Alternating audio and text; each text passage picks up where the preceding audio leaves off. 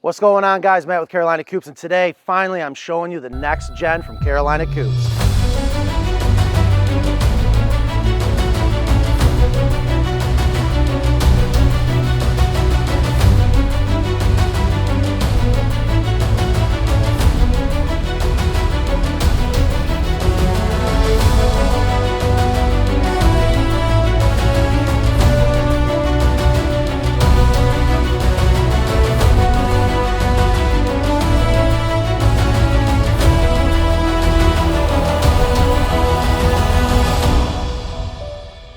So right here is our next gen coop that I've been dying to show you guys. I'm going to show you something that is a major change from what you're used to seeing with our chicken coops. And the best part is you probably can't even tell until I start pointing it out. But the whole point is we are always trying to figure out what is the next best material that we can use in our chicken coops to make sure we provide you the best chicken coop still, but also keeping the price as low as possible. And what's crazy about that is I'm going to show you a material that we have switched to. I'm going to explain why, but it's also a lot more expensive than what we're used to spending. But because of what it does for us in the shop, it brings down labor, which again brings the price down for you guys. So we're going to go ahead and get started. And I want to also show you guys one of the other changes about the next gen coop that has actually nothing to do with material, but it's actually these doors back here that we call wind doors.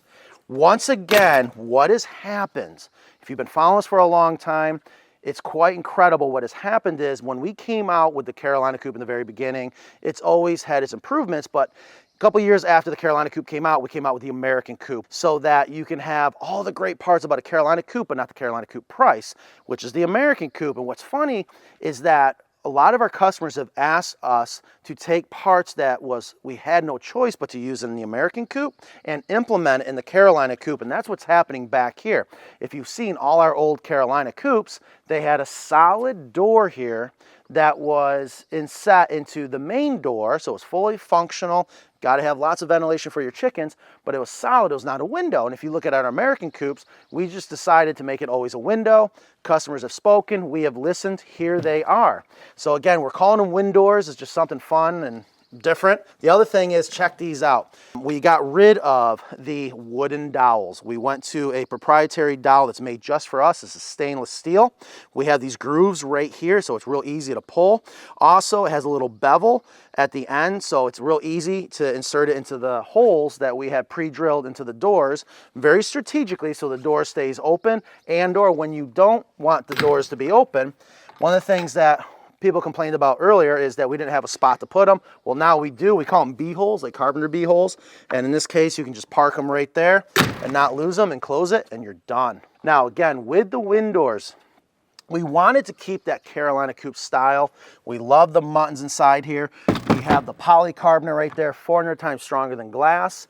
And the other thing too is if you ever wanted to replace this, you can easily remove them because it's only attached with screws, even with the gate latch striker. And behind here is that 1/2-inch hardware cloth that we will always use. It's the best type of screen to use on a chicken coop. So when you do have this open, you have ventilation. And again, when it's cantilevered out, which I'll just do again here real quick for you, it's doing two things. Actually, no, now it's doing three things. It's allowing ventilation. If you got that sideways rain coming in, it's going to help block the rain from getting inside, even though a little bit of rain actually doesn't hurt it. But we're allowing more daylight now, which is also very beneficial for your chickens. Let's get into the part that I am very excited about. You guys got to let me know what you think. Good, bad, please, down below, tell me what you think. But here it is. We're going to open up this hen house. I'm going to show you a product that looks like wood, works like wood, but it has all the benefits that you have with plastic, just like you would our food-safe, high-density polyethylene. And that is all this brown material you see here on the deep litter door, you see on the floor of the hen house, you see it on the side deep litter walls, and, which I'll show you on the other side, but right now if you get a sneak shot in the inside, you can see even the dividers and the egg hutch is all made out of acre. What this acre is going to allow us to do is eliminate the food-safe high-density polyethylene, which is the plastic, and also is going to eliminate the wood siding and actually the wood trim. What do I mean by that? Believe it or not, all the siding, the battens, and the trim is all acre. Exactly what you see here is what this looked like originally. It can be painted, it can be stained. Again, it cuts just like wood. You can work it like wood, but it has all the benefits of plastic. The other thing is that it's a lot more stable than wood, so we don't have the expansion contraction fight like we do with wood. But when it comes to, coming back to the deep litter system, what I am worried about is so many people going, oh my gosh, Matt, what happened to that beautiful white high density polyethylene? And we think white because we think clean, we think sterile. It doesn't need to be. The only reason why we had the high density polyethylene inside the hen house is because people started freaking out about, oh my gosh, you're going to have a year's worth of chicken droppings inside a hen house. The coop's going to rot away unless you have a layer of protection of plastic. And that's not true, okay? As long as you got the right diaper in here and the right size diaper for the right size baby or the right size number of chickens in here, you're good to go. And that's why we love the industrial hemp bedding. That is what's going to block that barrier. However, again, people said they wanted high density polyethylene in there, so we used it for years, but we wanted to do better by combining the two products, which actually helps us, which helps you. But also, the other thing about this acre, believe it or not, is 51% rice hull. So it's a very green product. It's a very sustainable product. The other parts of this material is 35% PVC, and then there's another 14%, if I did my math correctly, that is a secret sauce, if you will, that is very proprietary to the manufacturer, so of course they're not going to tell us. We have done a lot of tests on this product. We've actually started with duck houses. Probably about 3 years ago when we first learned about it, we wanted to use it in duck houses because when it comes to ducks, they're very wet and they're very messy, and I figured there's no better place to use acre than in a duck house. And also, duck houses are on the ground. When you have a structure that's down at the ground, that's technically where it's going to get most of its abuse, meaning that's where it's going to be getting splashed back the most, it's going to get dirtiest the most down at the bottom, and also it's closer to the ground where you have higher levels of moisture. And the acre performed beautifully. So that is acre. And again, when we look in here, I've been looking at these chicken coops for 15 years. 12 years of it has always been that white material. At first, I was very hesitant, but I was like, what does it matter? Who cares what color it is? And actually, this has grown on us already that we actually think it looks really, really good, but that doesn't matter. What you care about is making sure that you can still incorporate that deep litter system where you can go over a year without having to clean out your hen house, and this material does just that. So I said earlier about the next gen coop. It's not just the acre, even though that is one of the biggest changes, one of the biggest benefits and features that are going to come your way. The other thing we've decided is keeping things consistent is actually better for business. It means it's going to be better for you, it's better for us. So with that said, coming out when we switch full on to acre, every chicken coop now is going to come with rope wrap roost bars. The reason for that is for years I have said, rope wrap roost bars are kind of a want. It's not necessarily a need. We've learned from talking to our experts, like the veterinarians that have been on Video Chicken Live. They've said, no, Matt, that's actually excellent. Bumblefoot often occurs as a pressure sore, basically, when you don't have enough bedding and the foot is constantly in contact with a hard surface. This is their bed. This is where they're sleeping at night. And if they have constant pressure points, it makes it a sore. So when the chickens are down in the ground doing what you want them to do the most, and that is working the soil, scratching at the ground, eating the bugs. That's one of the reasons why the eggs taste so good. If they already got sores on their feet from sitting on a flat wooden roost bar, that's going to increase the chance of getting a cut on the bottom of their foot, which can absolutely lead to bumblefoot. So we have said, you know what then? I'm going to flip. We're going to include rope wrap roost bars in all the chicken coops. The other thing too I wanted to mention, even the cupola up top is also made out of acre, but before I forget, all the framing for the cupola and the chicken coop is still Douglas fir, which is a phenomenal wood for what we're doing. Guess we're ready to walk around the rest of the coop.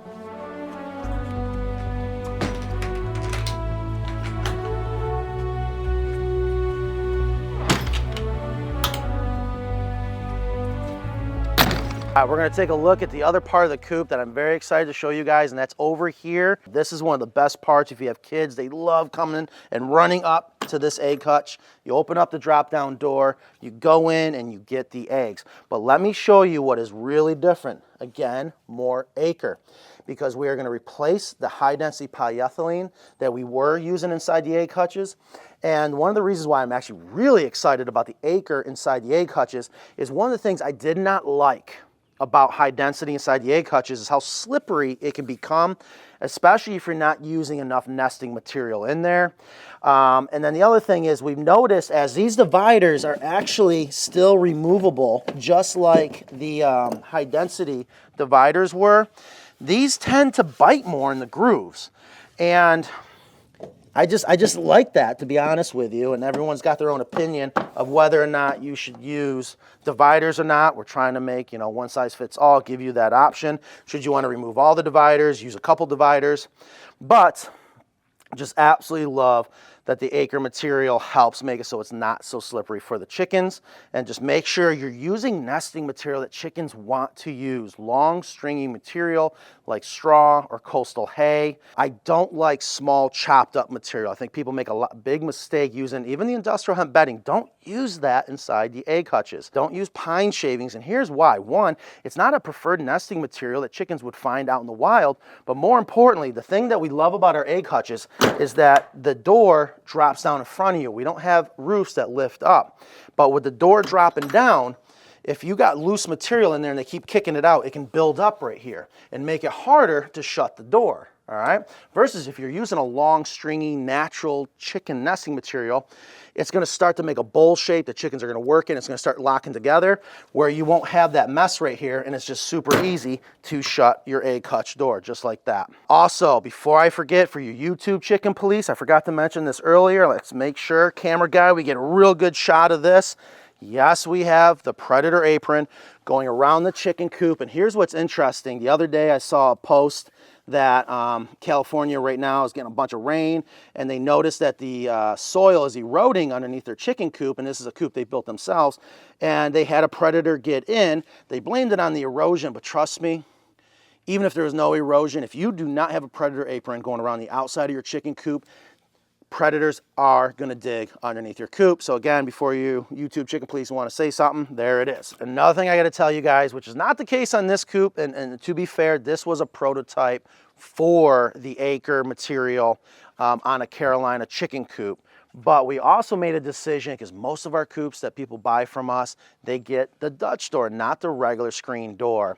And I love the Dutch doors. One, they look really cool, but they absolutely do serve a purpose, especially when you're throwing your table scraps inside the run. You don't want your chickens to run out on you. You just open up the top half. We do so many Dutch doors on the coops that get sent out, we decided to make that standard. So again, we're gonna make things standard, so it keeps it simple, gets out the door quicker, keeps the price down for you guys. But let's go ahead and take a walk inside the run. I'll show you a couple things on the inside. All right, so here we are inside the run, and I always got to remind people how nice it is, because this particular coop is 8 foot wide, so that tells me we're 8 foot at the peak, tons of headroom. And again, look at this beautiful, what I call the front of the hen house. That's just what it is to me. I always look at it as a perspective from the chicken, I guess. Just absolutely beautiful. Again, this is all acre material. So one of the things I wanted to point out, that this is board and batten style, and we call it board and batten style because it is not true board and batten. True board and batten, and we've done it on a lot of our coops and always will, especially with our custom coops, where in between here would be a solid piece of wood, and because it's a solid piece of wood and several boards going vertical, it's going to expand and contract a lot, so you got to leave that gap there, but that doesn't look good, so to hide that gap you put the batten over it. Well, that is a very time-consuming and very expensive material to do true board and batten. And if you don't have to do true board and batten, why do it? So, board and batten style. So what we've done here is the entire siding is 1/4 inch acre. So it's just like the plywood, but it takes up the entire field, if you will, of the wall. And then we just put the battens on for looks. It absolutely serves no function. But because of that, you get this beautiful look without the cost of true board and batten. Another thing that's going to come standard on all our chicken coops, technically I think they already do, are the front hen house doorway doors, or just the front hen house chicken door. And for years I also said you don't need this because your run protects this area. But I want to say it was about a year or two ago I flipped, and said, you know what, you do need it, and here's why. Let's say you want to go clean out your hen house and you absolutely can never let your chickens free range. They got to stay inside the run, and you go to clean out the hen house, and chickens are curious creatures. They're going to hop up the ladder, go through the doorway, and potentially hop out the back of the hen house. You don't want that to happen. Well, you just make sure all your chickens are in here and just simply shut this door, and you'll have no worry anymore about the chickens getting out while you're in the back cleaning out your hen house. All right, guys, so something we haven't talked about that I love what we do is when it comes to having chickens, yes, the most important decision you can make is the size of the chicken coop. The second most important decision is what are you going to do about food and water? And I'm telling you, we have made it so easy for you. So right here is a system that people absolutely love. We sell a bunch of these because it just makes keeping chickens so easy, especially when it comes to the water. It's our standard 4-foot water bar. We have these spring-loaded nipples. The chickens come up to it. This is where they can drink their water. The water is supplied by the rain barrel on the outside, and you can capture rainwater. You can top it off with your regular water that you have inside your house. And also, like this system, you can upgrade to keep it from freezing. We call it our heated bundle pack. One of the things I forgot to mention earlier is I wanted to show off the pressure-treated base. One of the most important things, and probably one of the most common questions we get when a customer orders a coop from us, especially if we're going to do the full turnkey white glove services, Matt, what do we have to have ready before your team shows up? And we have to definitely talk about where your coop's going to go and what is the coop going to sit on. And I can't emphasize enough, your coop has to sit on a flat, level surface. But it can be a couple different things that the coop sits on. One of our favorites is actually, if it's in your budget, a concrete beam or a big giant concrete perimeter that the coop will sit on. And the reason why we like that is, especially if you're in a high wind area, when we go to anchor your coop down to the sill plate, and the sill plate's connected to that concrete beam, you have the benefit of all that weight of that concrete to make sure your chicken coop doesn't blow away. But let's say you don't need that and it's not in your budget. Like here, we're in North Carolina, we're in a wooded area, we're far off the coast, it's just not considered a high wind area. You can get away with a pressure treated base. And what I love about when we install the pressure treated bases is that we're going to shoot it with the transit. We're going to find out what our grade is. Here we got away, we just happened to do one course of 4x6 on edge. And we like to take the time to half lap all our joints, whether it's where we butt the ends together, we half lap it, or here you can see a great example where we half lap it in the corner. And that way you're not relying on screws to hold it together and keep it from settling. These two pieces sitting on top of each other work together. And it looks really cool, but it has a huge purpose when it comes to just keeping the chicken coop stable on that foundation. One of the other things I want to show you is the other side of that water bar. If you haven't seen this before, this is what we mean by the containment system. This is actually a rain barrel that's made out of food-safe, high-density polyethylene. It's not a real rain barrel. It's not a real barrel at all. It's just a large plastic container meant to hold water. And again, you can collect rainwater off the roof, which I think this customer is going to do, but they're going to come out with seamless metal gutters. But you can also top it off as needed with your hose. You can also put an auto top off on your rain barrel should you want to. All right, guys, so there it is, the next gen Carolina Coop. Please let me know what you think down below. If you love it, hate it, have questions or comments, please let us know. We always love to hear from you. Don't forget, every Friday at noon Eastern, VCL Video Chicken Live. If you want to ask us any questions live, you can always do it there. If you are interested in buying a chicken coop from us, just check out our website, carolinacoops.com, or you can always give us a call, 919-794-3989. We'll talk to you soon. Later.